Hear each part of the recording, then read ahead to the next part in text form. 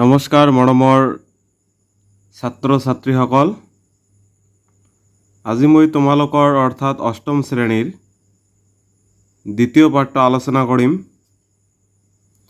দ্বিতীয় পাঠটো হৈছে সুভাষিতানী। আহা আমি এই ভিডিঅ'টোৰ যোগেদি দ্বিতীয় পাঠটো আলোচনা কৰোঁ। দ্বিতীয় पाठ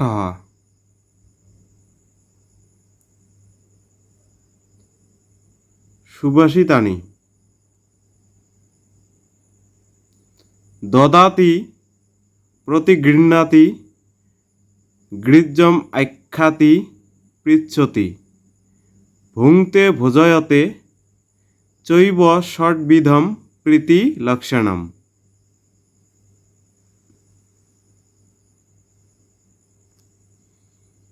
केवराणी न विभूषयन्ति पुरुषं हाराः न चन्द्र उज्ज्वलः न स्नानं न विलेपनं न कुसुमं न अलङ्कृता मूर्धजः।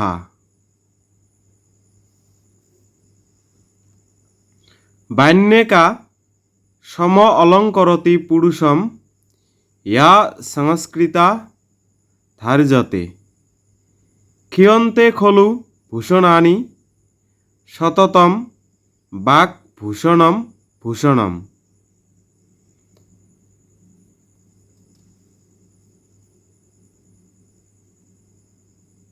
परिवर्तनी संसारे मृतः को वा न जायते स जातो जेन जातेन जाति वंशः सम उन्नतिम्।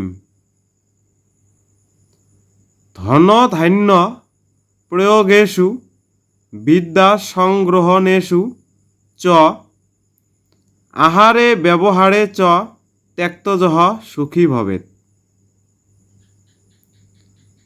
अकृत्वा पर सन्तापम् अगत्वा खलमन्दिरम् अनुत्सृज्य शतं वर्तर्म यत् अल्पमपि तत् बहु। यत् कर्म तत् कर्म यत् न बन्धाय सा विद्या या विमुक्तये। एटु হৈছে तत्कर्म। आया साया परम कर्म विद्या अन्या शिल्प कौशलम गच्छन् पिपि लोको जाति योजनानां शत अन्यपि अगच्छन् वैनतेय अपि पदमेकं न गच्छति।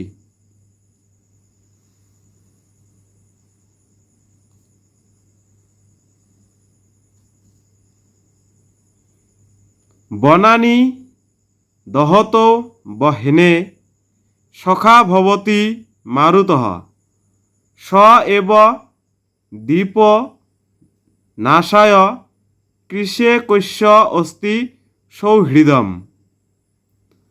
गायन्ति देवाः किल गीतानि धन्य अस्तु ते भारत भूमि भागे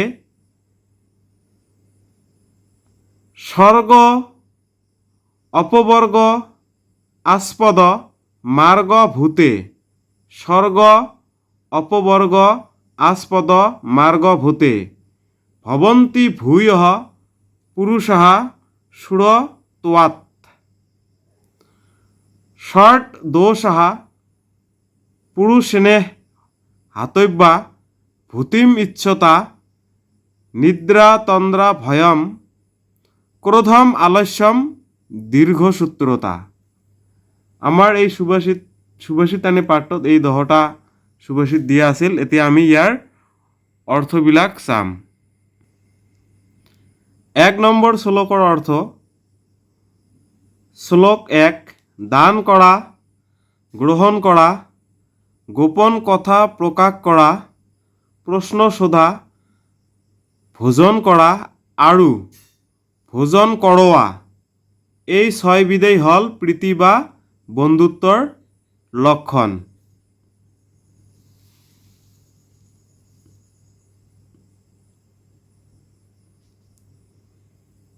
শ্লোক 2, মানুহক অলংকাৰ বা চন্দ্ৰৰ দৰে উজ্জ্বল হাড়ে শোভিত নকৰে। স্নান, সুগন্ধি লেপন, ফুল বা সুসজ্জিত চুলিয়েও সৌন্দৰ্য বৃদ্ধি নকৰে।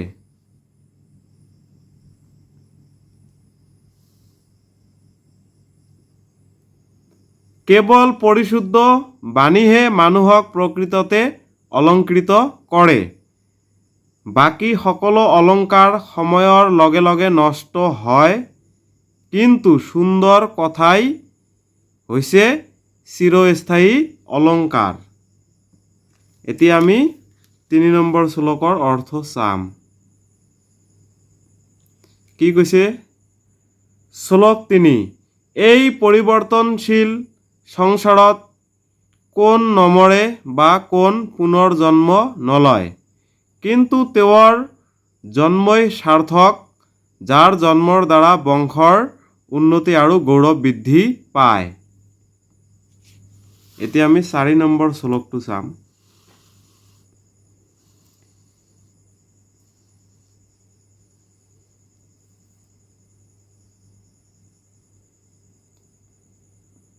শ্লোক নম্বৰ 4, ধন ধান ব্যৱহাৰৰ ক্ষেত্ৰত আৰু বিদ্যা অৰ্জনৰ ক্ষেত্ৰত, আহাৰ গ্ৰহণৰ ক্ষেত্ৰত আৰু সামাজিক ব্যৱহাৰৰ ক্ষেত্ৰত যিয়ে লাজ ত্যাগ কৰিব পাৰে তেওঁৱেই সুখী হয়। শ্লোক 5,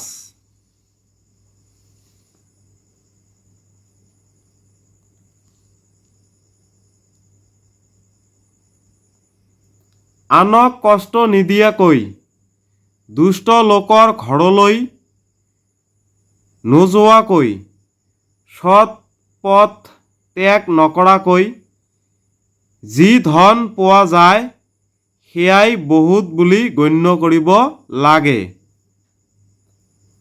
শ্লোক 6, কৰ্ম সেয়াহে যিয়ে বন্ধনৰ সৃষ্টি নকৰে, আৰু বিদ্যা সেয়াহে যিয়ে মুক্তি প্ৰদান কৰে। আন সকলো কৰ্ম কেৱল পৰিশ্ৰম মাত্ৰ, আৰু আন সকলো বিদ্যা কেৱল কাৰিকৰী কৌশলহে। শ্লোক 7 নম্বৰ শ্লোকৰ অৰ্থ কি আছে চাম।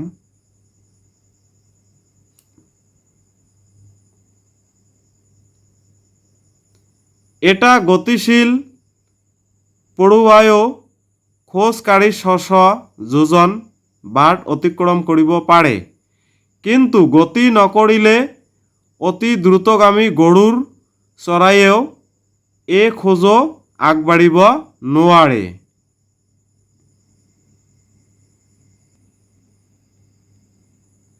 এতিয়া 8 নম্বৰ শ্লোক চাম। অৰণ্য বা বন জ্বলাই থকা জুইৰ মিত্ৰ বা বন্ধু বতাহ বা বায়ু, কিন্তু একে বতাহেই এটা সৰু চাকি নিমিষতে নুমুৱাই পেলায়। আচলতে দুৰ্বল বা শক্তিহীনৰ লগত কাৰণো বন্ধুত্ব থাকে।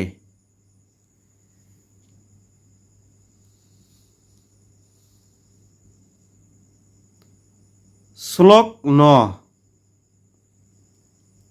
দেৱতাসকলেও নিশ্চয়কৈ গুণগান গাই কয় যে সেই সকল লোক সঁচাকৈয়ে ভাগ্যৱান যিসকলে স্বৰ্গ আৰু মুক্তি লাভৰ মাৰ্গস্বৰূপ এই ভাৰত ভূমিত জন্মগ্ৰহণ কৰিছে।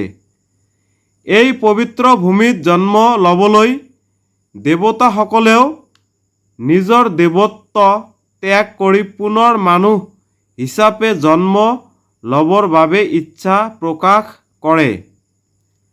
এতিয়া একেবাৰে অন্তিম শ্লোক অৰ্থাৎ শ্লোক 10 এইটো চাম আমি কি অৰ্থ আছে। এই সংসাৰত ঐশ্বৰ্য বা উন্নতি কামনা কৰা মানুহে 6টা দোষ ত্যাগ কৰা উচিত। টোপনি, তন্দ্ৰা, ভয়, ক্ৰোধ, এলাহ আৰু দীৰ্ঘসূত্ৰতা। এতিয়া আমি প্ৰশ্নখিনি চাম।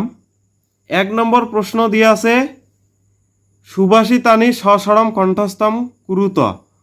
এই সুভাষিতানি যি 10টা দিয়া আছে সেই 10টা কি কৰিব কৈছে? মুখস্থ কৰিব কৈছে। 2 নম্বৰত আছে লঘু উত্তৰম লিখত, চমু উত্তৰ লিখা। 2ৰ কত কি আছে? কতি বিধানী প্ৰীতি লক্ষণানি, ষট বিধানী প্ৰীতি লক্ষণানি।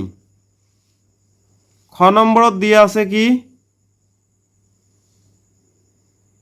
কিম ভূষণম ন ক্ষীয়তে, বাক ভূষণম ন ক্ষীয়তে। গ নম্বৰত দিয়া আছে আমাৰ পুৰুষম কা সম অলংকৰতি, পুৰুষম সংস্কৃতা বাণী সম অলংকৰতি।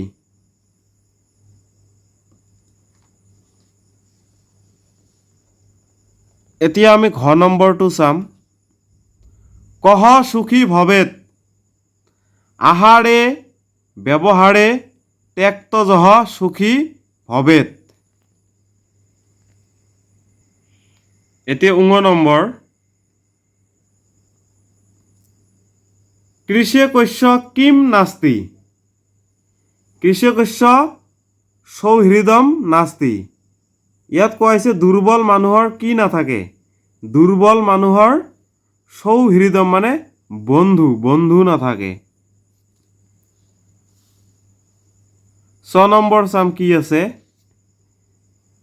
কে ষট দোষাঃ, নিদ্ৰা, তন্দ্ৰা, ভয়ম, ক্ৰোধঃ, আলস্যম, দীৰ্ঘসূত্ৰতা চ এতে ষট দোষাঃ সন্তি।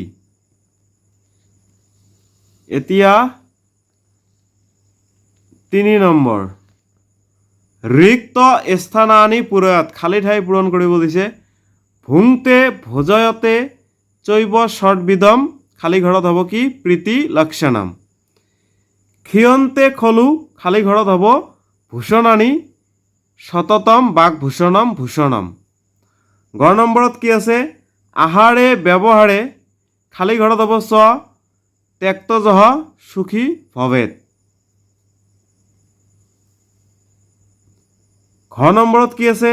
গায়ন্তী দেৱাঃ কিল, খালী ঘৰত হ'ব গীতকানী।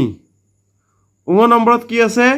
গচ্ছন, খালী ঘৰত পিপিলক জাতি যোজনানাম শত অন্যপি।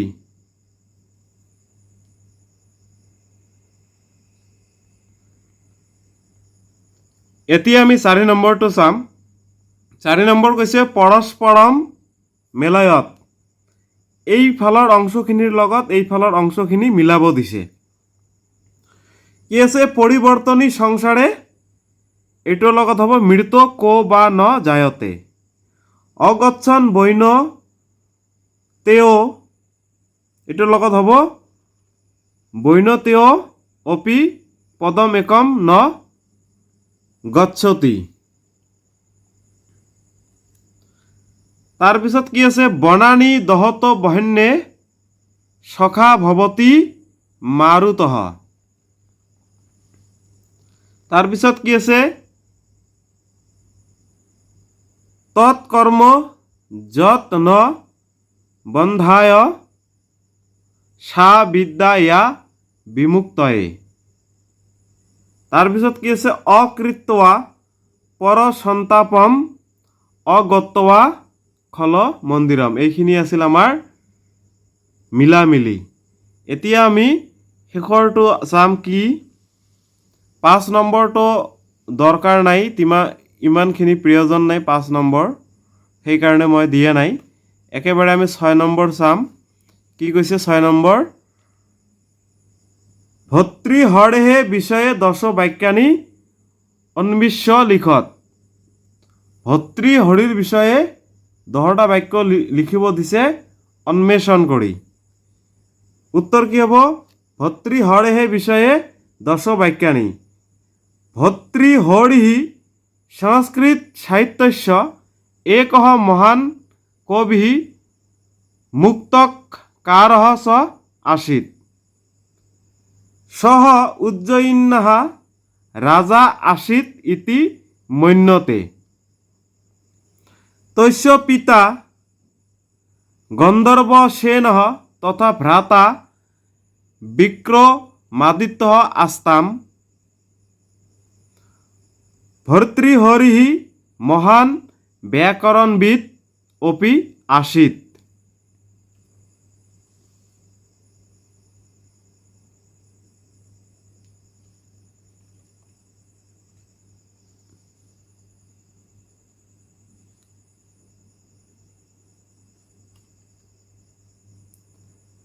পাঁচ নম্বৰ আছে কি?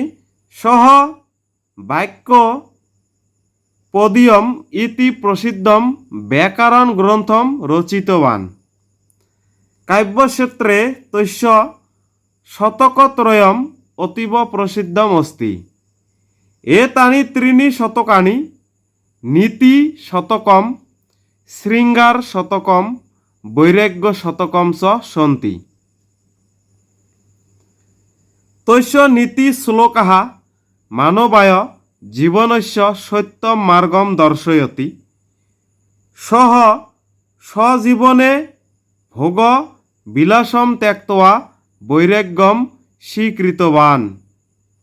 সংস্কৃত বাংময়ে ভর্তৃহরেः স্থানম অনুপমম শ্রেষ্ঠম চ অস্তি।